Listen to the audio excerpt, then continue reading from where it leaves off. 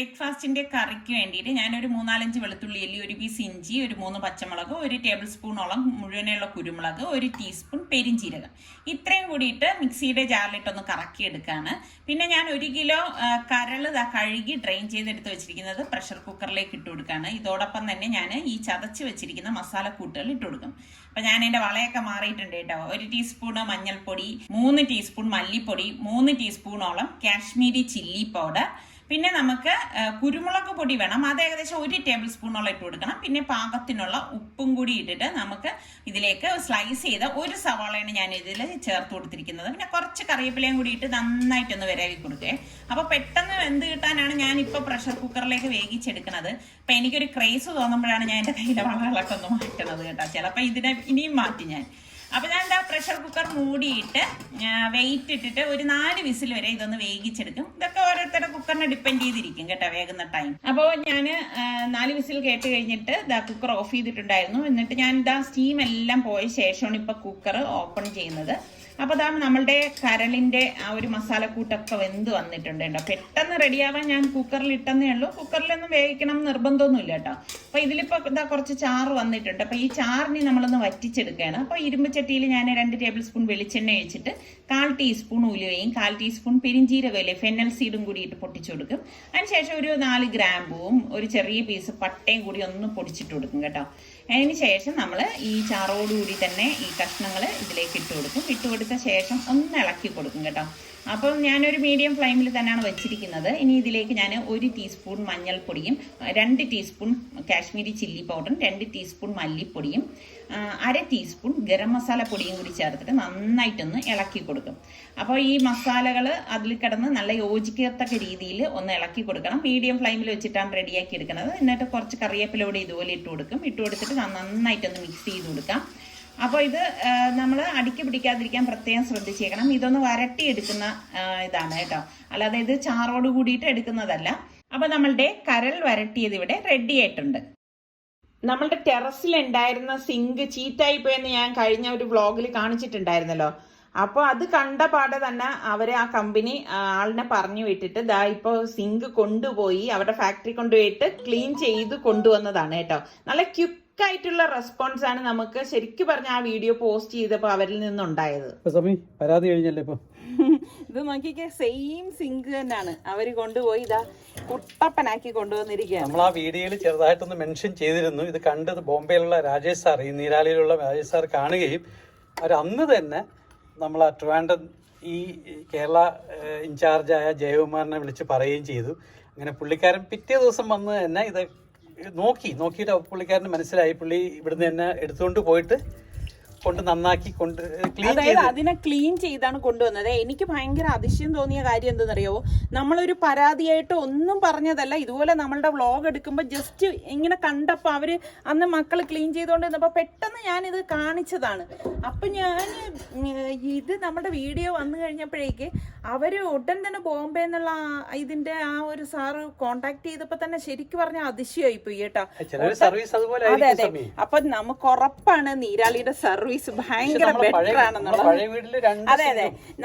ഞാൻ ഇവിടെ നീരാളി വെക്കാനുള്ള കാര്യം തന്നെ എന്തറിയോ, നമ്മളുടെ പഴയ വീട്ടിലും അതുപോലെ നമ്മള് മറ്റേ ആ വീട്ടിലും നമ്മൾ വെച്ചിരിക്കുന്ന നീരാളിയുടെ സിങ്ക് തന്നെ പരാതി വരുന്നല്ലോ. പക്ഷെ ഇതെങ്ങനെ സംഭവിച്ചത്? പക്ഷെ യഥാർത്ഥത്തിൽ അവര് പറഞ്ഞെന്തെന്നറിയോ, ഇതിന്റെ അകത്തുള്ള ഇത് നമ്മൾ ഈ ഒരു പ്ലാസ്റ്റിക് കോട്ടിംഗ് ഉണ്ട്, അത് പണിക്കാർ മാറ്റിയിട്ടില്ല. പിന്നെ നമ്മൾ ഇങ്ങോട്ടൊന്നും നോക്കിയതും ഇല്ല. അപ്പൊ അങ്ങനെ ആയിരിക്കാം എന്ന് വിചാരിക്കുന്നു. ഇപ്പം നല്ല കുട്ടപ്പനായിരിക്കണം. പക്ഷെ അവര് പറഞ്ഞ് ഇടക്കിടക്ക് നമ്മള് ഇങ്ങനെ വെള്ളം ഒഴിച്ചൊന്ന് ക്ലീൻ ചെയ്തേക്കണം എന്ന് പറഞ്ഞു. കാരണം വേറൊന്നും ഇത് ചെയ്യാതിരിക്കാം. അല്ലെങ്കിൽ പിന്നെ ഈ പറഞ്ഞ മാതിരി പൊടിയോ എന്തെങ്കിലും ഒക്കെ വന്നിട്ട് നമ്മളിവിടെ കണക്ഷൻ ഒന്നും കൊടുക്കാത്തത് കൊണ്ടാണ് ഇതിനെക്കുറിച്ചും ശ്രദ്ധിക്കാത്തത്. ഏതായാലും നമ്മളെ വീഡിയോ കൊണ്ട് ബാക്കിയുള്ളവർക്ക് ഒരു ഉപകാരമായി. ഇവരുടെ സർവീസ് ഭയങ്കര ഗുഡ് ആണെന്നുള്ളത്. അതെ അതെ. തുണിയും കൊണ്ടാണ് ഇങ്ങോട്ട് വന്നത് വിരിക്കാന്. അപ്പൊ നല്ല വെയിലാണ് ഇപ്പൊ ഞാൻ ഇവിടെ തന്നെ വിരിക്കത്തുള്ളൂ, മുകളിലേക്ക് പോകത്തില്ല. കാരണം ഇവിടെ വിരിച്ചാൽ തന്നെ നല്ല പപ്പടം പോലെ കേട്ടോ 2 മണിക്കൂർ കഴിയുമ്പോഴേക്ക്. ചില സമയം ഞാൻ ഇവരുടെ അടുത്ത് പറയുവേ, ഇവിടെ കുരങ്ങനുണ്ട്, അവൻ മിക്കവാറും നിങ്ങളുടെയൊക്കെ ജീൻസും ബനിയനും ഇട്ടുകൊണ്ട് നടക്കും. അതുവഴിയാണ് വരുന്നത്.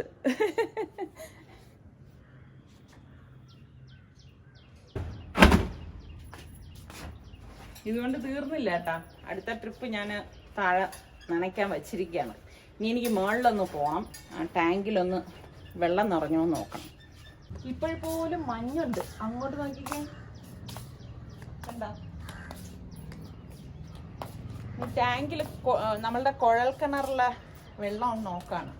ഞാനിവിടെ നന്നായിട്ട് യൂസ് ചെയ്യും കേട്ടാ, കുടിക്കാനല്ല, നമ്മൾ ഇത് വേണ്ടിയിട്ട് തുണി കഴുകാനൊക്കെ ഞാൻ ഉപയോഗിക്കും. നല്ല വെള്ളമാണ് കേട്ടോ നമ്മുടെ വെള്ളം, അൽഹംദുലില്ലാ അങ്ങനെ പോണുണ്ട്. അപ്പൊ ഇത് അറിയാലോ, സ്റ്റെപ്പിന് വേണ്ടിയിട്ട് ഉണ്ടാക്കിച്ചതാണ്, എളുപ്പത്തിന് കയറാൻ. ഇടയ്ക്കിടയ്ക്ക് ഞാൻ വന്ന് ഇത് കഴുകും കേട്ടോ, ഇതിൻ്റെ പുറമൊക്കെ. അയ്യോ, നിറഞ്ഞില്ലേ? ഞാൻ അടിച്ചതായിരുന്നു, പക്ഷെ നിറഞ്ഞില്ല. അപ്പോൾ ഇനി ഒന്നും കൂടി അടിക്കാം. നമ്മൾ ഈ കുഴൽക്കിണറൊക്കെ ഉള്ളപ്പം എപ്പോഴും നമ്മളത് മോട്ടർ അടിച്ച് വെള്ളം കയറ്റി ഉപയോഗിക്കണം അല്ലേ, അല്ലെങ്കിൽ എന്താണെന്ന് വെച്ചാൽ നല്ല വെള്ളം കിട്ടത്തില്ല. ഇവിടെ ആണെങ്കിൽ നല്ല വെള്ളം അൽഹംദുലില്ലാ ഞാൻ പറയാണ്, നല്ല വെള്ളമാണ്, തെളിഞ്ഞ വെള്ളമാണ് കിട്ടണത്.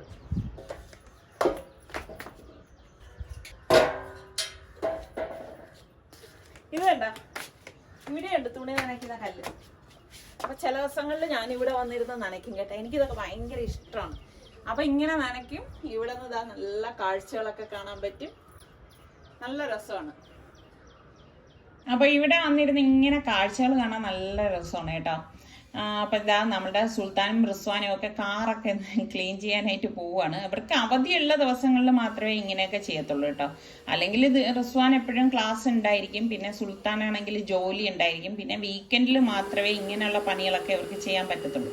അപ്പോൾ പ്രത്യേകിച്ച് ഇവർ ചെയ്യണ പണി ഏതെന്ന് ചോദിച്ചാൽ ഇവിടെ ഇപ്പം അവർക്ക് ചെയ്യാൻ പറ്റുന്നത് ഇതൊക്കെ തന്നെ ഉള്ളൂ. അപ്പം മിക്കവാറും കാറിൽ പൊടിയായിരിക്കും, കാറ്റടിച്ചിട്ട് കാറിൽ മൊത്തം പൊടി ഉണ്ടായിരിക്കും. അപ്പം നമ്മൾ പറയും കാറൊന്ന് വൃത്തിയാക്കി എപ്പോഴിട്ടേക്കാൻ പറയാം, അങ്ങനെ ഒന്ന് വൃത്തിയാക്കി എടുക്കുന്നതാണ്. അപ്പോൾ സുൽത്താനാണെങ്കിൽ ഈ ഒരു സംഭവം കൊണ്ടിട്ടേ കാറ് വൃത്തിയാക്കത്തുള്ളൂ കേട്ടോ. റിസ്വാനാണെങ്കിൽ അല്ലെങ്കിൽ ബക്കറ്റിൽ വെള്ളമൊക്കെ എടുത്തുകൊണ്ട് ഒന്ന് ക്ലീൻ ചെയ്യും. അപ്പം മുൻപ് ഞാൻ കാണിച്ചിരുന്നില്ലേ, നെല്ലിക്ക ഞാൻ കാന്താരി മുളകും ചേർത്ത് ഉപ്പിലിട്ടതാ എൻ്റെ കയ്യിൽ ഇരിപ്പുണ്ടായിരുന്നു കേട്ടോ. അടിപൊളിയാണ് ഇത്, കാന്താരി മുളകും കൂട്ടി കഴിക്കാനായിട്ട്. അപ്പം ഞാൻ ഇതിൽ നിന്ന് കുറച്ചെടുത്തിട്ട് അച്ചാറിടാമെന്ന് വിചാരിക്കുന്നു. എന്ത് ടേസ്റ്റ് ആണെന്നറിയോ ഈ ഒരു വെള്ളം കുടിക്കാനായിട്ട്. നിങ്ങൾക്ക് ഇഷ്ടമാണോ ഇങ്ങനെ നെല്ലിക്ക ഉപ്പിലിട്ടതും ഇത് കാന്താരി മുളക് ചേർത്ത് കഴിക്കുന്നതും ഒക്കെ? അപ്പം ഞാൻ ഒരു പാനിലേക്ക് നല്ലെണ്ണയാണ് ഒഴിക്കണത്. അപ്പം അത് ഇൻസ്റ്റൻറ്റ് നെല്ലിക്ക അച്ചാർ ഉണ്ടാക്കാൻ വേണ്ടിയിട്ടാണേ. ഒരു 3 ടേബിൾ സ്പൂണോളം നല്ലെണ്ണ ഒഴിച്ചിട്ട് കുറച്ച് കടുക്, 1 ടീസ്പൂൺ കടുകിട്ട് പൊട്ടിച്ചു കൊടുക്കും. അതിന് ശേഷം ഞാൻ വറ്റൽ മുളക് ഇതിലേക്ക് ഇട്ട് കൊടുക്കുകയാണ്. വറ്റൽ മുളക് ഇട്ട് കൊടുത്ത ശേഷം കുറച്ച് കറിവേപ്പില, ഇഞ്ചി, വെളുത്തുള്ളി ഇല്ലേ, ഇത്രയും കുറച്ച് ഏകദേശം ഒരു 2 ടേബിൾ സ്പൂൺ വീതം എല്ലാം എടുത്തിട്ടുണ്ട്. അപ്പോൾ അതെല്ലാം കൂടി ചേർത്തിട്ടൊന്ന് വഴറ്റിയെടുക്കും. ഇതിനൊന്നും ഒരു കണക്കൊന്നുമില്ല, നമുക്ക് എത്രയാണോ ചേർക്കുന്നത് അതിനനുസരിച്ച് എടുത്താൽ മതി. പിന്നെ ഇതിലേക്ക് ഞാൻ 1/2 ടീസ്പൂൺ മഞ്ഞൾപ്പൊടിയും 3 ടീസ്പൂണ് കാശ്മീരി ചില്ലി പൗഡറും 1/4 ടീസ്പൂൺ വറുത്ത് പൊടിച്ച ഉലുവാപ്പൊടിയും കൂടി ഇട്ടിട്ട് നന്നായിട്ടൊന്ന് ഇളക്കി കൊടുക്കും. അപ്പോൾ അതിൻ്റെ ആ പൊടിയുടെ പച്ച ചോയൊക്കെ മാറുന്നത് വരെ ഒന്ന് തീ കുറച്ച് ഇളക്കി കൊടുത്ത ശേഷം ഗ്യാസ് ഓഫ് ചെയ്തിട്ട് ഞാൻ ഈ നെല്ലിക്കയും കാന്താരി മുളകും കൂടി ഇതിലേക്ക് ഇട്ടിട്ട് നന്നായിട്ടൊന്ന് ഇളക്കി കൊടുക്കും. ഇതുപോലെ ഒന്ന് ഇളക്കിയെടുക്കും. ഇളക്കിയെടുത്ത ശേഷം ഞാനിതിലേക്ക് വിനാഗിരി ഒന്നും ചേർക്കത്തില്ല. ഒരു 1/2 ടീസ്പൂണോളം കായപ്പൊടി ചേർത്ത് കൊടുക്കുകയാണ്. ചേർത്തിട്ട് ഒന്ന് ഇളക്കിയെടുക്കും. ഇത് ഇൻസ്റ്റൻറ്റ് അച്ചാറല്ലേ, അതുകൊണ്ടാണ് ഞാൻ പിന്നെ വേറൊന്നും ചേർക്കാത്തത്. ഇത്രയല്ലേ ആകെ ഉണ്ടാക്കിയിട്ടുള്ളൂ. അപ്പോൾ ഇതിലേക്ക് ഞാൻ ആ ഉപ്പിട്ട വെള്ളം ഉണ്ടല്ലോ അതൊരു 2-3 ടേബിൾ സ്പൂണോളം ഒഴിച്ചു കൊടുക്കും. ഒഴിച്ചു കൊടുത്തിട്ട് ഇതുപോലെ ഇളക്കാം. അപ്പോഴാണ് അതിൻ്റെ ആ ഒരു ടേസ്റ്റ് നമുക്ക് കിട്ടണത് കേട്ടോ. അപ്പോൾ പെട്ടെന്ന് തയ്യാറാക്കി എടുക്കാൻ പറ്റുന്ന നെല്ലിക്ക അച്ചാർ ഇവിടെ റെഡി ആയിട്ടുണ്ട്. നിങ്ങൾക്കൊക്കെ ഇഷ്ടമാണോ? നിങ്ങൾ ഇങ്ങനെ ഈ രീതിയിൽ നെല്ലിക്ക അച്ചാർ ഉണ്ടാക്കാറുണ്ടോ ഒന്ന് പറയണേ. അടിപൊളിയാണ്. ഇപ്പോൾ തന്നെ നമുക്ക് ചോറിൻ്റെ കൂടെ ഇത് കഴിക്കാവുന്നതാണ്. അപ്പോൾ എനിക്ക് കുറച്ച് കൊഞ്ച് കിട്ടിയിട്ടുണ്ടായിരുന്നു. അപ്പോൾ ഞാൻ വറുത്തരച്ച് തീയൽ ഉണ്ടാക്കാൻ പോവാണ്. അപ്പോൾ ഏകദേശം 1 കപ്പ് തേങ്ങ ഞാൻ പാനിലേക്ക് ഇട്ട് ഇതിലേക്ക് ഒരു 5-6 ചുവന്നുള്ളി ചെറുതായിട്ട് അരിഞ്ഞതും കുറച്ച് കറിവേപ്പിലയും 1 ടീസ്പൂണോളം മുഴുവനെയുള്ള കുരുമുളകും കൂടി ഇട്ട് കൊടുക്കുകയാണ്. ഇതെല്ലാം ചേർത്തിട്ട് ഒരുമിച്ച് തന്നെയാണ് ഇതൊന്ന് തീ കുറച്ചിട്ട് വറുത്തെടുക്കുന്നത്. അപ്പോൾ തീ കുറച്ചിട്ടിട്ട് തന്നെ ഇത് വറുത്തെടുക്കണം. വറുത്തെടുത്ത ശേഷം ഞാനിത് അതിനിടയിൽ ഒരു നെല്ലിക്ക വലിപ്പത്തിൽ പുളി പിഴിയാനായിട്ട് 1/4 കപ്പ് വെള്ളത്തിൽ ഇട്ട് വെച്ചിട്ടുണ്ട്. അപ്പോൾ ഈ പുളിവെള്ളമാണ് നമ്മൾ പിന്നെ ചേർക്കുന്നത്. അപ്പോൾ ഇതൊന്ന് മൂത്ത് വരുമ്പോഴേക്ക് ഞാനിതിലേക്ക് 1 ടീസ്പൂണോളം മഞ്ഞൾപ്പൊടി ചേർത്തിട്ട് നന്നായിട്ടൊന്ന് ഇളക്കി കൊടുക്കുകയാണ്. അപ്പോൾ ഇളക്കി അതിൻ്റെ ആ ഒരു പച്ച ചുവയൊക്കെ മാറി വരുന്ന ആ ഒരു സമയത്താണ് നമുക്കിതിലേക്ക് 1 ടീസ്പൂണോളം മല്ലിപ്പൊടി ചേർത്ത് കൊടുക്കുന്നത്. മല്ലിപ്പൊടിയും ചേർത്ത് നന്നായിട്ടൊന്ന് ഇളക്കി കൊടുക്കും. ഇളക്കി കൊടുത്ത ശേഷം ഞാനിതിലേക്ക് 2 ടീസ്പൂണോളം കാശ്മീരി ചില്ലി പൗഡറും കൂടി ചേർത്ത് ഇളക്കി കൊടുക്കും. ഇതുപോലെ സ്റ്റെപ്പായിട്ടാണ് ഞാനിപ്പോൾ ഇത് ചേർത്തെടുക്കുന്നത് കേട്ടോ. പല രീതിയിൽ ഞാൻ ഉണ്ടാക്കിയിട്ടുണ്ട്. അപ്പോൾ ഇതിലേക്ക് 1/4 ടീസ്പൂൺ വറുത്ത് പൊടിച്ച ഉലുവാപ്പൊടിയും കൂടി ചേർത്ത് ഗ്യാസ് ഓഫ് ചെയ്ത് നമുക്ക് നന്നായിട്ടൊന്ന് മിക്സ് ചെയ്തിട്ട് ഇത് തണുത്ത ശേഷം മാത്രമേ അരച്ചെടുക്കാവൂ. ഈ ഒരു പരുവത്തിൽ വറുത്തെടുക്കണം. ഇത്രയേ ഉള്ളൂ സംഭവം. അപ്പം ഞാൻ ഒരു മൺചട്ടി അടുപ്പത്തേക്ക് വെച്ച് ചൂടാക്കിയിട്ടുണ്ട്. ചട്ടി ഇങ്ങനെ ചട്ടിയിൽ 2 ടേബിൾ സ്പൂൺ വെളിച്ചെണ്ണ ഒഴിച്ച് ചുറ്റിച്ച ശേഷം 1 ടീസ്പൂൺ കടുകും 1 ടീസ്പൂണോളം ഉലുവയും പിന്നെ കുറച്ച് കറിവേപ്പിലയും പിന്നെ ഞാനിവിടെ ഒരു 10-12 ചുവന്നുള്ളി ചെറുതായിട്ട് അരിഞ്ഞെടുത്തിട്ടുണ്ട്. അപ്പോൾ അതും കൂടി ചേർത്തൊന്ന് വഴറ്റി കൊടുക്കാം. ചുവന്നുള്ളി എടുക്കുമ്പോൾ മധുരിക്കാത്ത ചുവന്നുള്ളി എടുക്കണം കേട്ടോ. മധുരിക്കുന്നതാണെങ്കിൽ കറിക്ക് വല്ലാതെ മധുരം ഉണ്ടാവും. അതൊന്ന് ശ്രദ്ധിച്ചേക്കണം കേട്ടോ. എന്നിട്ട് നമ്മളുടെ ഈ അരപ്പ് ഞാൻ അരയ്ക്കാനായിട്ട് തേങ്ങയുടെ കൂട്ടൊന്ന് കറക്കി എടുക്കാണ്. ഇതുപോലെ ഒന്ന് കറക്കി എടുത്ത ശേഷം ഒന്ന് ഒതുക്കി കൊടുക്കും കേട്ടോ. അപ്പൊ ഇതിൽ നിന്ന് തന്നെ എണ്ണ ഊറി വരും. ആ ഒരു പരുവത്തിലാണ്, വെള്ളം ഒന്നും ചേർക്കത്തില്ല, ശ്രദ്ധിച്ചോണം. വീണ്ടും കറക്കിയെടുക്കുക. അങ്ങനെ 2-3 പ്രാവശ്യം തുറന്ന് ഒതുക്കി കറക്കിയെടുക്കുമ്പോഴാണ് ഈ ഒരു ടെക്സ്ചറിൽ കിട്ടണത്. കണ്ടോ, ഇതാണ് നമ്മുടെ തീയലിന്റെ പെർഫെക്റ്റ് ടെക്സ്ചർ എന്ന് പറയുന്നത്. അപ്പൊ ഞാൻ വഴന്റെ ഉള്ളിയിലേക്ക് 3 പച്ചമുളകും പകുതി തക്കാളിയും കൂടി ഇട്ടിട്ട് ഒന്ന് ഇളക്കി കൊടുക്കുകയാണ്. ഇതോടൊപ്പം തന്നെ ഞാൻ 2 മുരിങ്ങക്കായ എടുത്തിട്ടുണ്ട്. ഇത് നിങ്ങൾക്ക് എത്ര വേണോ അതിനനുസരിച്ച് ചേർത്ത് കൊടുക്കാം. ഒരെണ്ണം മതിയെങ്കിൽ ഒരെണ്ണം ചേർത്ത് കൊടുക്കാം. എന്നിട്ട് നന്നായിട്ടൊന്ന് വഴറ്റി കൊടുക്കും. അപ്പോൾ മുരിങ്ങക്കായ ആയതുകൊണ്ട് തന്നെ പെട്ടെന്ന് വെന്ത് കിട്ടും. ഇനി ഇതിലേക്ക് നമുക്ക് ഇതുവരെ ഉപ്പിട്ടിട്ടില്ല, പാകത്തിനുള്ള ഉപ്പും കൂടി ഇട്ട് കൊടുക്കണം. ഇട്ട് കൊടുത്തിട്ട് നല്ലതുപോലെ ഒന്ന് ഇളക്കി കൊടുക്കാം. ഇളക്കി കൊടുത്ത ശേഷം ഇതിലേക്ക് ഞാൻ ഏകദേശം 1 കപ്പോളം തിളച്ച വെള്ളമാണ് ഒഴിച്ചു കൊടുക്കുന്നത്. തിളച്ച വെള്ളം തന്നെ ഒഴിച്ചു കൊടുക്കാൻ നിങ്ങൾ ശ്രദ്ധിക്കണം.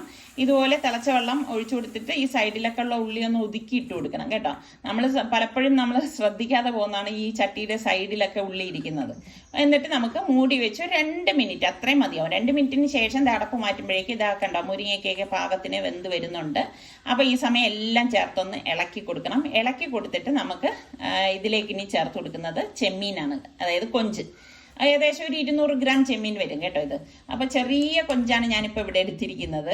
അപ്പം ഇതും കൂടി ചേർത്തിട്ട് നല്ലതുപോലെ ഒന്ന് ഇളക്കി കൊടുക്കാം. അപ്പം ഈ കൊഞ്ചിന് പെട്ടെന്ന് വെന്ത് കിട്ടുന്നതാണ്. അപ്പോൾ ഒരുപാട് നേരം ഇട്ട് വേഗിക്കുക ഒന്നും ചെയ്യരുത് കേട്ടോ.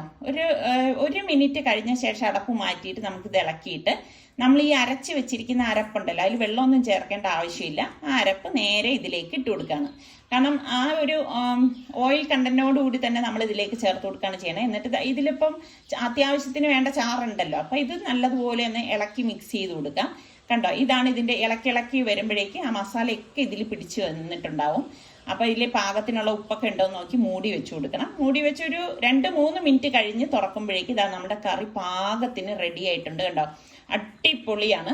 ശരിക്കും ചോറ് കഴിക്കാൻ ഈ ഒരു കറി മാത്രം മതി കേട്ടോ. നല്ല ടേസ്റ്റാണ്. അപ്പോൾ ചെമ്മീന്, അതായത് കൊഞ്ചൊക്കെ കിട്ടുമ്പോൾ നിങ്ങൾ ട്രൈ ചെയ്ത് നോക്കണം. ഇതുപോലത്തെ ചെറിയ കൊഞ്ചിലാണ് ഇതുണ്ടാക്കിയ ടേസ്റ്റ് കേട്ടോ. അപ്പോൾ കറി വെച്ച പാടെ ഞാൻ കുറച്ചിങ്ങനെ ഒഴിച്ചൊന്ന് കഴിക്കണം. ചൂടോടെ കഴിക്കുമ്പോൾ ഒരു പ്രത്യേക ടേസ്റ്റ് ആണല്ലോ. നിങ്ങൾ ഇങ്ങനെയൊക്കെ കഴിക്കാറുണ്ടോ? എനിക്ക് ഭയങ്കര ഇഷ്ടമാണ് കേട്ടോ ചൂടോടുകൂടി ഇങ്ങനെയൊക്കെ കഴിക്കുന്നത്. അപ്പൊ ഊണൊക്കെ കഴിഞ്ഞിട്ട് നിസാർക്കയും സുൽത്താനും കൂടി ഇതാ നമ്മളുടെ പഴയ വീട്ടിലേക്ക് വന്നിരിക്കുകയാണ്. നമ്മുടെ സലുവിന്റെ സൈക്കിൾ ഇവിടെ ഇരിപ്പുണ്ട്. കുറെ ദിവസം കൊണ്ടേ സുൽത്താൻ പറയുന്നുണ്ട് ആ സൈക്കിൾ ഒന്ന് എടുത്തിട്ട് വരണമെന്ന്. പക്ഷെ അത് പഞ്ചറായിട്ടൊക്കെ ഇരിക്കുകയാണ്. അപ്പൊ അത് കാരണം അവന് എടുത്തുകൊണ്ട് പോകാൻ പറ്റത്തില്ല. വണ്ടി കൊണ്ടുവന്നാലേ കൊണ്ടുപോകാനായിട്ടൊക്കെ പറ്റത്തുള്ളൂ. അത് കണ്ട എന്റെ പാണ്ടക്കെട്ടുകളൊക്കെയാണ് അവിടെ ഇരിക്കുന്നത്. എനിക്ക് നേരം കിട്ടാത്തത് കാരണം വന്ന് ഇവിടെ ഒന്നും ഒതുക്കിയിട്ടൊന്നുമില്ല. എങ്ങനെയാണോ നമ്മൾ താമസിച്ചത് അതുപോലെയൊക്കെ തന്നെയാണ് ഇപ്പോഴും ഇവിടെ ഇരിക്കുന്നത് കേട്ടോ. അപ്പൊ അവൻ സൈക്കിളൊക്കെ എടുത്ത് മാറ്റാണ്. ഇതിനിപ്പൊ കാണുമ്പോൾ സൽമാൻ ഭയങ്കര അതിശയായിരിക്കും. കാരണം ഈ സൈക്കിൾ എന്ന് പറഞ്ഞു കഴിഞ്ഞാൽ സൽമാന് ഒരുപാട് ഓർമ്മകളുള്ള സൈക്കിളാണ്. ഇത് കണ്ട ഈ നാരകം പണ്ട് നട്ടത് മുതൽ ഞങ്ങൾ ഞങ്ങളുടെ വ്ളോഗിൽ കാണിച്ചിട്ടുണ്ടായിരുന്നു. ഇപ്പൊ ഇത് ഇത്രയും വളർന്നു കേട്ടോ. അത് കാണുമ്പോൾ ഒരു പ്രത്യേക സന്തോഷമുണ്ട്. അങ്ങനെ സൈക്കിള് വണ്ടിയിലേക്ക് കയറ്റാനുള്ള ഒരു അഭ്യാസത്തിലാണ്. സൈക്കിൾ എങ്ങനെയൊക്കെയോ വണ്ടിയിലേക്കൊക്കെ കയറ്റി വെച്ചിട്ടുണ്ട്. അപ്പം സൈക്കിളും കൊണ്ട് പോവാണ്. സത്യം പറഞ്ഞാൽ നമ്മളുടെ ഈ ഒരു കാറെന്ന് പറഞ്ഞു കഴിഞ്ഞാൽ ഇതുപോലത്തെ കച്ചറ സാധനങ്ങളൊക്കെ കയറ്റി വണ്ടി ഇപ്പോൾ ഒരു പരുവായി കേട്ടോ. ഒരു ലോറിയിൽ കൊള്ളുന്ന സാധനങ്ങളാണ് ഈ പലപ്പോഴായിട്ട് ഈ വണ്ടിയിലേക്ക് എടുക്കുന്നത്. അപ്പം നിസാർക്ക് എപ്പോഴും കിടന്ന് വഴക്കും പറയും വണ്ടി ചീത്താക്കുന്നു എന്നൊക്കെ പറഞ്ഞിട്ട്. അപ്പം അതാ നമ്മൾ സൈക്കിള് വാങ്ങി അതേ ഷോപ്പിൽ തന്നെയാണ് ഇതാ കണ്ടിലേക്ക് കൊണ്ടുവന്നിരിക്കുന്നത്. അപ്പം സുൽത്താൻ തന്നെ ഇതൊക്കെ ഈ ഇൻട്രസ്റ്റ് ഒക്കെ പിന്നീട് ഉണ്ടാവുമോ എന്നുള്ള അറിയത്തില്ല. ആദ്യത്തെ ആ ഒരു ഇതാണോ എന്ന് പറഞ്ഞുകൂടാ. അപ്പോൾ അവിടെ വന്നിട്ട് അതൊക്കെ ഒന്ന് അവർ തന്നെ നിന്ന് റിപ്പയർ ചെയ്യിപ്പിക്കാന്. ഇതിപ്പം ഗിയറുള്ള സൈക്കിൾ ആയതുകൊണ്ട് അത് സാധാരണ ഒരു ഷോപ്പിൽ കൊണ്ടുപോയിട്ട് കൊടുക്കാനും പറ്റത്തില്ല.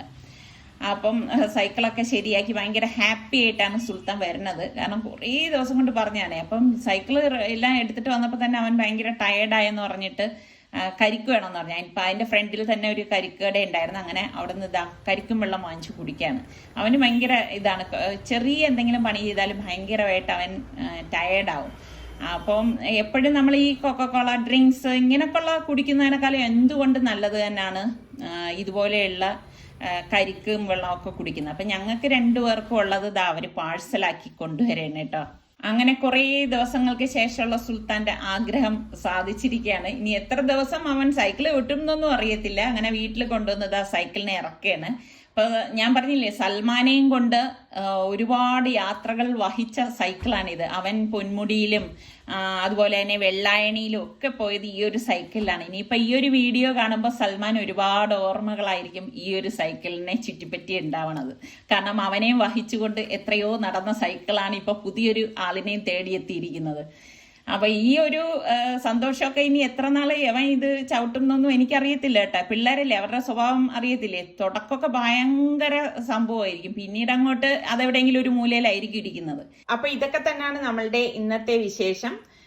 അതുപോലെ നമ്മളുടെ സലു സിമ്പിൾ റെസിപ്പീസിൽ അടിപൊളി പെർഫെക്റ്റ് ബട്ടർ ചിക്കൻ ഞാൻ പോസ്റ്റ് ചെയ്തിട്ടുണ്ട്. കാണാത്തവരൊന്ന് കണ്ടു നോക്കണേ. അപ്പൊ നമ്മളുടെ സുൽത്താന്റെ സൈക്കിള് വെയിലും മഴയൊന്നും കൊള്ളാതിരിക്കാൻ വേണ്ടി വയ്ക്കാൻ പറ്റിയ ഒരു സ്പേസ് വച്ചിരിക്കുകയാണ്. ഇതാവുമ്പോ പുറത്തുനിന്ന് ഒരു ഗേറ്റ് ഉണ്ട്, അതുവഴി ഗേറ്റാണ് അവൻ വച്ചിരിക്കുന്നത്. അടുത്ത് നമുക്ക് നല്ല റെസിപ്പിയോ വ്ളോഗായിട്ടൊക്കെ കാണാം. അതുവരയ്ക്കും എല്ലാവർക്കും